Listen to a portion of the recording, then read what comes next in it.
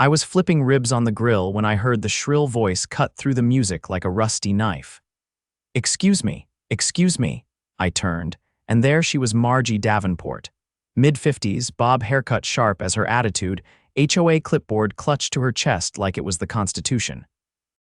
Margie had that permanent squint like she was allergic to happiness. And today, her eyes were locked on my backyard like she'd just spotted a crime scene. Brayden, this is a violation. Section 7.3 of the HOA bylaws, no open flames within 10 feet of a structure, she barked. I pointed to the grill, a full 12 feet from my garage. It's 12 feet, Margie, measured it myself, twice. She scoffed, flipping a page on her clipboard like it owed her money. And the noise, you've got music blaring, children screaming, and what is that cornhole? That's not approved outdoor equipment. My daughter Ellie giggled as she tossed another beanbag toward the board, completely unaware of Margie's meltdown. My wife Kelsey was handing out lemonade. Family, neighbors, even old Mr. Donahue from next door had shown up, and he hadn't been to a party since 1998. We were just enjoying a sunny Saturday. Margie stepped closer, lowering her voice like she was delivering a threat. This cookout is unauthorized. You didn't submit a formal event request to the HOA. That's required for any gathering over 10 people. Margie, I said, keeping my tone calm, it's a family cookout. We're not hosting Coachella. She didn't like that. Her lips curled like she'd bitten into a lemon. Then I'll have to escalate this. You're forcing my hand, I shrugged. Do whatever you need to do. She stormed off, stilettos clicking like gunshots on my driveway. I figured that'd be the end of it. She'd file a complaint, I'd send her a copy of the bylaws with the violations highlighted in red again, and we'd go back to ignoring each other for another month. 15 minutes later, 2 sheriff's cruisers rolled up. Seriously, I muttered. I walked to the front yard as Deputy Carson stepped out of his cruiser, looking more annoyed than concerned. Hey, Brayden, he said, glancing around, got a call about a disturbance. Some lady said it was a rowdy, unauthorized gathering with potential fire hazards. I tilted my head toward the street. Let me guess, Margie Davenport, Carson sighed. She said she was the HOA vice president. She is, self-appointed since nobody else wanted the job, Carson chuckled. Well, I gotta follow protocol. You know how it goes.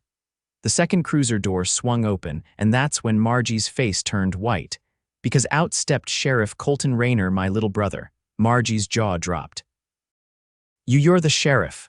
Colton looked at her like she was something stuck to his boot.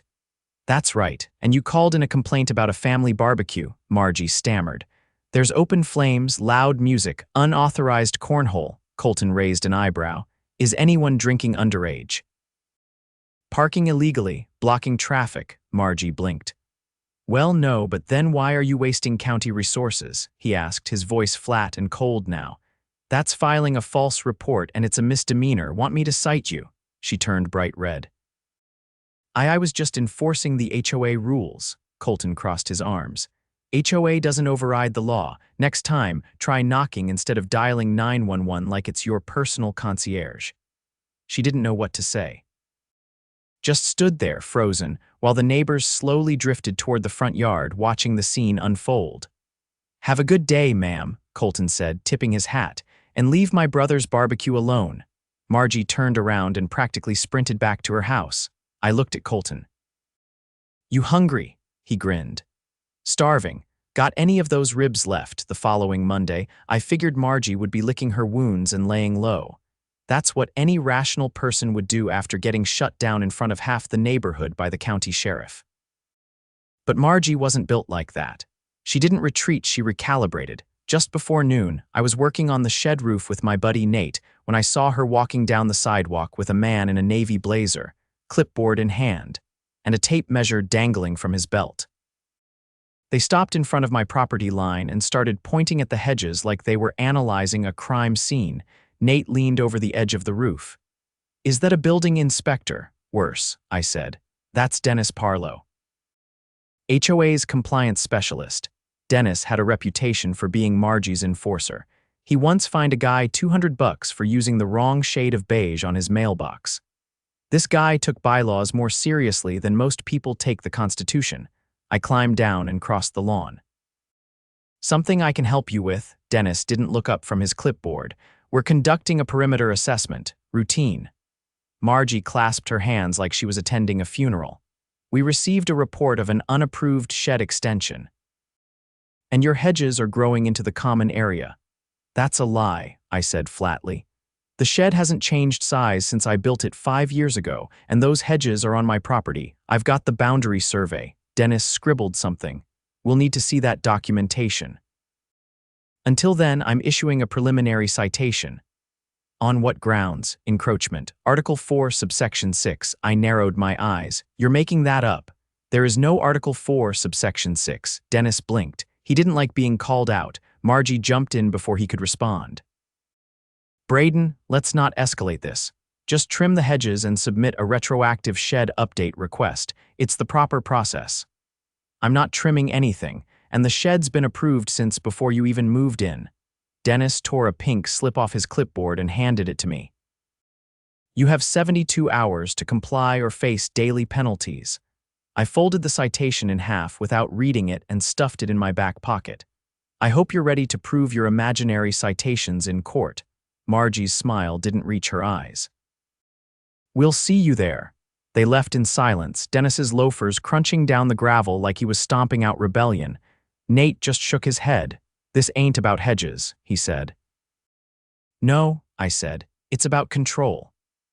The next day, I took a half day from work and drove to the county records office.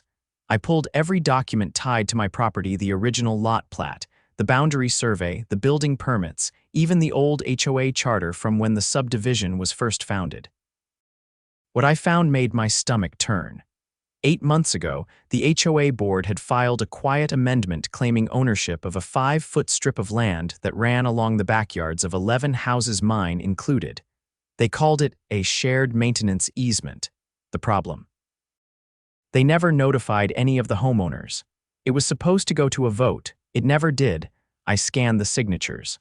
Margie's was at the top. I drove straight to the county assessor's office and asked to speak with the zoning supervisor. A woman named Carla met me in the lobby, glasses perched on her head and a cup of coffee clutched in one hand. Let me guess, she said, looking over the paperwork I handed her. You just found out your HOA tried to annex your backyard. I blinked.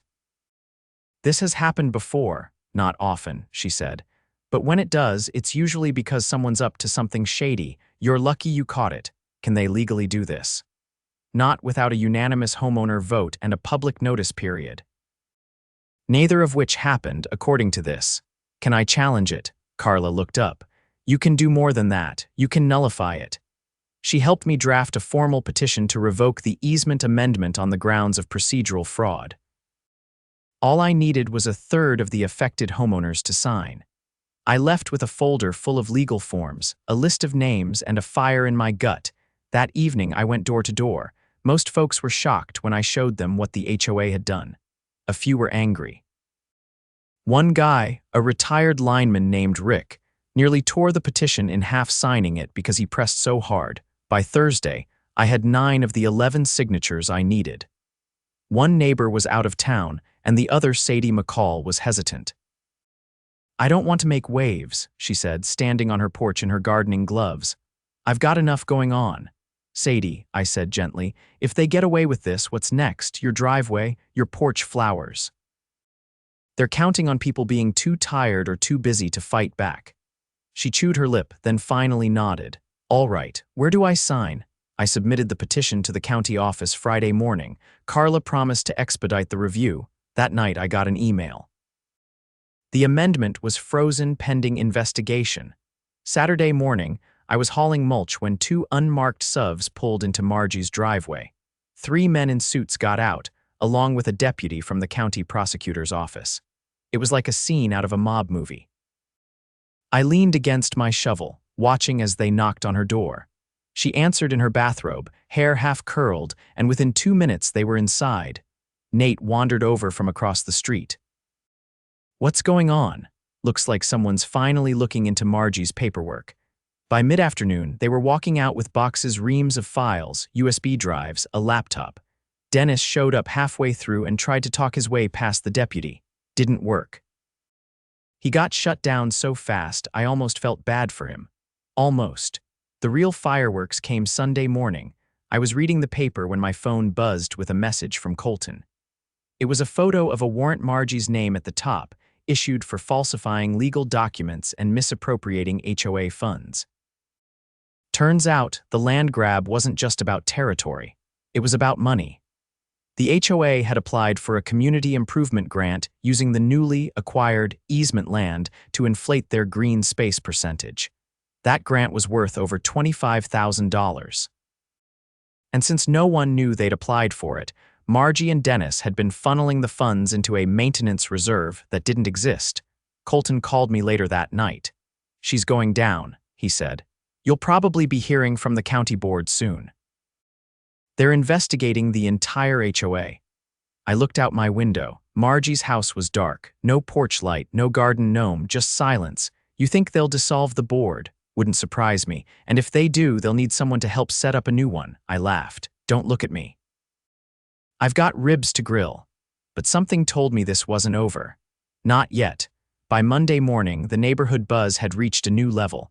You could feel it in the air like the crackle before a thunderstorm. Every cul-de-sac conversation ended with hushed tones and sideways glances toward Margie's house. Her porch lights hadn't turned on all weekend, and her front lawn, usually trimmed like a golf course, was starting to look a little wild. No one had seen Dennis since the day the suits boxed up his files. I wasn't interested in the gossip. I had bigger things to handle. The county board had called an emergency meeting at City Hall that afternoon. Not open to the public, they said, but one of the council aides, a guy named Trevor who used to play ball with my brother, tipped me off. He said they were discussing a motion to suspend the entire Maple Ridge HOA Executive Committee pending criminal review. That meant Margie, Dennis, and the two other board members who'd rubber-stamped the fake easement documents. Trevor also let it slip that the county financial auditor had found something else buried in the HOA's banking records. Something worse. I didn't wait. I called Colton. "You're not gonna like this," he said before I could even say hello. "The HOA's been collecting monthly dues into a private escrow one that wasn't disclosed to the homeowners. It was under the name of a shell company out of Nevada. How much did they take? Almost 40 grand over the last 2 years. I sat down hard on the porch steps. How the hell did they think they'd get away with that? They were laundering it through fake maintenance invoices. Landscaping, snow removal, pest control, all billed to a company that doesn't exist. And let me guess," I said, rubbing my forehead, "Margie was listed as the registered agent of the shell. Bingo." I exhaled slowly, watching the neighbor kids ride their bikes past my driveway. They had no idea the neighborhood was sitting on a powder keg. Is the county prosecutor bringing charges, already filed? Fraud, embezzlement, conspiracy to commit theft, and tampering with public records. And that's just the start. I hung up and walked into the garage. I grabbed the folding chairs, a couple of clipboards, and the laminated plat map I'd used for the petition. It was time to get organized. That evening, I hosted a neighborhood meeting not in a stuffy HOA office but in my backyard under the string lights. Word spread fast. By 6 o'clock, 37 people had shown up, lawn chairs and all. Even the walkers, who usually kept to themselves, were there with lemonade and a cooler full of soda. I stood on a cinder block and held up the plat map. "Everyone's probably heard by now what's happening with the HOA Executive Board," I said. "But what you might not know is how deep this goes." A murmur spread through the crowd. "They didn't just falsify documents. They siphoned money into fake accounts using our dues. They used your signatures, your property boundaries, and your trust to pad their pockets." Old Mrs. Clemens, sitting near the front, raised her hand. "So what happens now?" Colton stepped forward from the back. He wasn't in uniform, just jeans and a flannel, but his presence quieted the crowd immediately.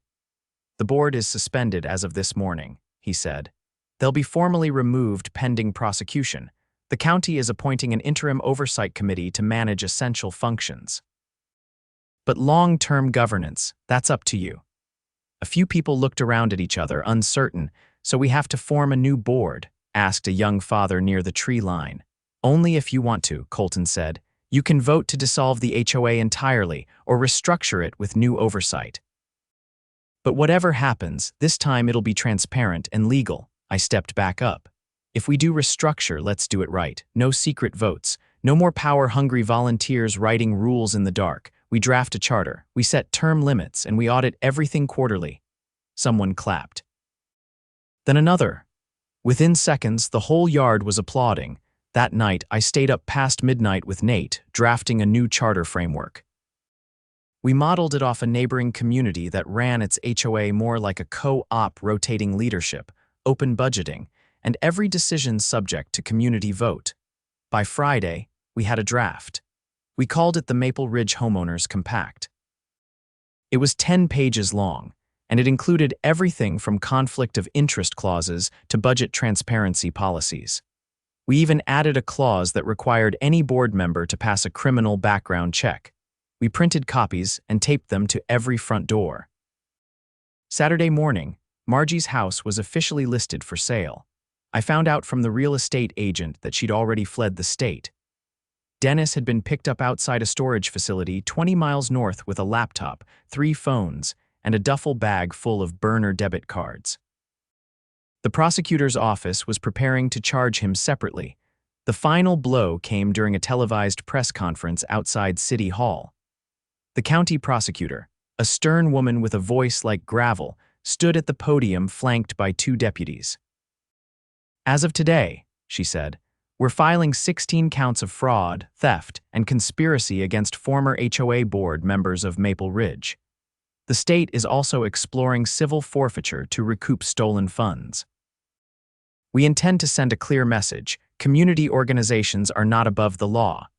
The footage ran on every local news station. By the following Monday, we held a formal vote in the elementary school gymnasium. No suits, no microphones, just hand-counted ballots and folding tables. 84 homeowners showed up. 73 voted to adopt the new compact. 11 abstained. No one voted no. I didn't run for the board, though half the neighborhood tried to talk me into it. Instead, we elected a 5-person council led by a retired school principal named Renee, who had a reputation for being fair and unshakable. The treasurer, Rick, the former lineman with a grudge against clipboard tyrants. The final item on the agenda was the name change.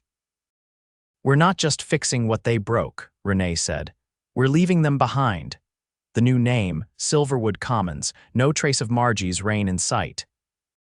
3 weeks later, I was back at the grill, this time with a proper permit from the interim committee, though it turned out we didn't need one anymore, thanks to the new compact.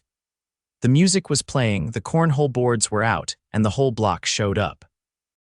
Colton arrived just in time to grab a plate. "Think it's safe to say this time no one's calling in a disturbance," he said, nodding to the kids running barefoot through the sprinklers. "Not unless they want to get voted out," I said, handing him a rib. He gave a quiet chuckle, then leaned in. "You know, the DA's office is looking for people to consult on community fraud cases. People who have lived it." I looked around at the neighbors laughing, the lights strung across the yard, the music humming low. "Sounds tempting," I said. "But for now, I think I'll stick to cookouts." Colton raised his rib in a toast. "To peace and barbecues.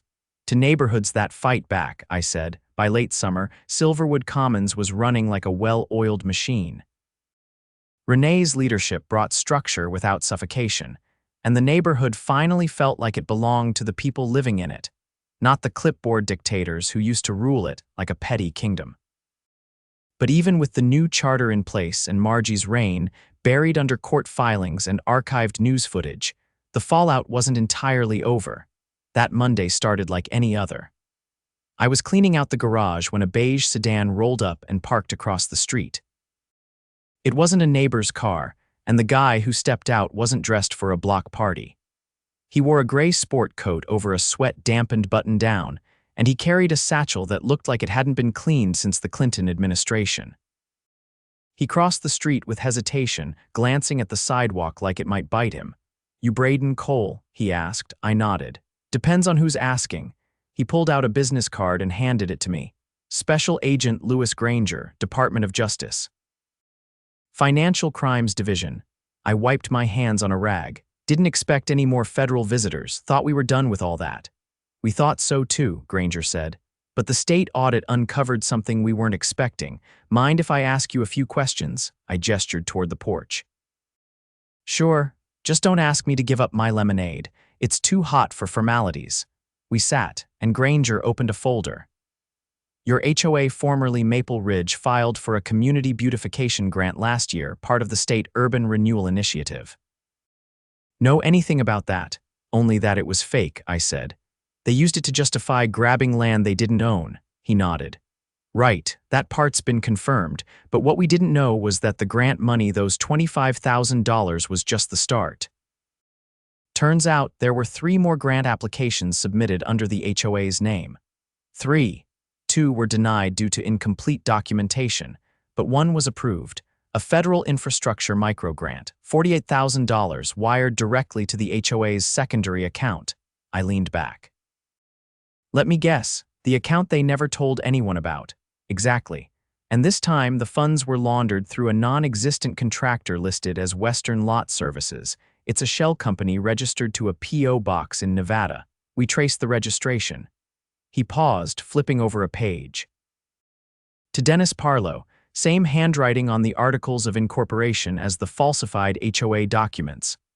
So what's that mean? I asked. It means this is bigger than a local fraud case.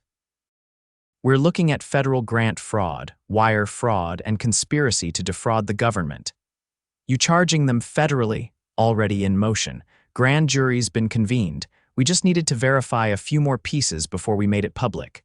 He stood, tucking the folder away. One more thing, he added. We found a list on a flash drive Dennis tried to destroy. It had names, residents who opposed the board. Yours was at the top. Next to it, a note, Target Property Lien, Code Enforcement. I stared at him. They plan to use code violations to force people out, he said. We think they were trying to clear high-value lots to resell under the table. You and about 7 others were on that list. Unbelievable, I muttered. Granger's tone softened. You exposed this before it got further. Could have been worse, much worse. As he walked back to his car, I watched the sky shift from blue to amber. It was surreal. All that time, we thought Margie and Dennis were just petty tyrants with too much time on their hands. Turns out they were ambitious criminals with a plan that could have gutted our neighborhood if we hadn't caught it in time. I didn't say anything to the others right away. Not until the indictments became public. That happened 2 weeks later. It started with a press conference on the courthouse steps. This time, the U.S. attorney herself addressed the cameras.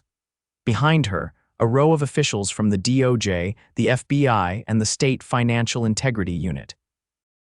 Margie, Dennis, and the 2 former board members, Lyle Benton and Carissa Vance, were named in a federal indictment with 12 charges apiece. Federal wire fraud, money laundering, conspiracy, filing false documents, attempted extortion. Footage of Dennis being let out of a storage unit in cuffs made the 6 o'clock news. Margie's arrest happened outside a roadside motel in Georgia. She dyed her hair and was using an alias. That didn't stop the U.S. Marshals from putting her in cuffs outside room 27, barefoot and screaming. The neighborhood held a quiet gathering that night. No speeches, no fireworks, just chairs on the lawn and a shared sense of relief. Renee approached me with a folder of her own. We've been talking, she said. About a community fund. Something to help residents who got hit hardest by the old board's fines and fees. That's a good idea, I said. We want you to be treasurer. I raised an eyebrow. Didn't we just go over how dangerous it is to put too much power in one person's hands? She smiled. That's why we're giving you company. 2 co-treasurers, all transactions public, and we rotate every year. I took the folder. Inside was a list of names, folks who'd overpaid or lost money during the board's reign. I'll help, I said. But I'm not wearing a tie. Noted. Over the next month, we raised almost $15,000 through garage sales, local business donations, and a community auction. Everything went into the fund. Residents who'd been unfairly fined or harassed were reimbursed. We even paid for a lawyer to help Mr. Donahue clear the false lien Dennis had tried to file on his property. The day the last refund check went out, we held a potluck at the community green. Kids ran barefoot through the grass. Someone set up a projector and played old family movies on a bedsheet. No speeches, no agendas, just neighbors being neighbors. As the sun dipped below the rooftops, Colton wandered over with a paper plate stacked with tamales. "So," he said between bites, "think they'll make a movie out of this," I laughed. "Only if they cast someone handsome as me." "You did good, Bray," he said. "Most people would have just paid the fine and moved on. I didn't do it alone."